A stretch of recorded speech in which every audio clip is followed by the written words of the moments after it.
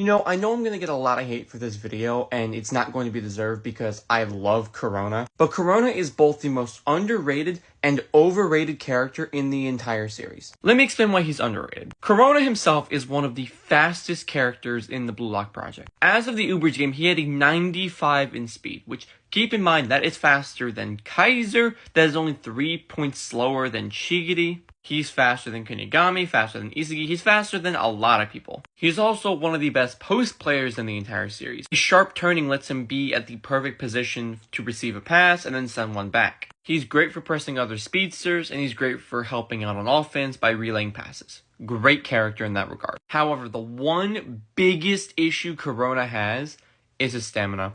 I love Kurona, but the more I look back at the series, the more I realize Kurona has only played in 10 chapters in the last 2 NEO games. In the Ubers match, he started the game, but then he got pulled off after Kaiser's goal in chapter 220 and didn't play for the other half of the game. Actually, it was more like 2/3 of the game. And then when you look at the PXG game, he was subbed on in chapter 259, or 258, whichever one you want to be technical with. And then he was pulled off in chapter 276. Only playing for about 1/3 of that game. Kurona's only full game in the NEL was against Manshan City, his debut match, which he did great then, but as they reached a higher and higher level, Kurona started being able to compete on that level less and less because of his stamina. Which is not his fault, right? He's keeping up with Metavision users on pure physical ability alone. I think that's an issue there, right? He cannot keep up with these players with pure physical ability, and he's not going to have Metavision or anything like that, so it's a huge negative for his character. If going into the World Cup, Kurona cannot fix the stamina issue,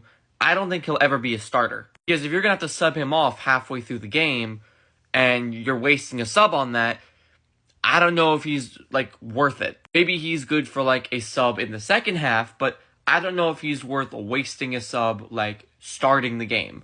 Start the game, go great, and then you get burnt out, and you effectively have to use a sub to bring him off. As opposed to using a sub to bring him on, which is just optional, not required. So yeah, I love Kurona, but he is both the most underrated character because he has so much potential and is so good, but also the most overrated character because he has a huge negative that makes him really useless a lot of the time. Well, not useless, just ineffective. And this is the last you'll ever hear me hating on my Shark Boy because I fucking love Kurona.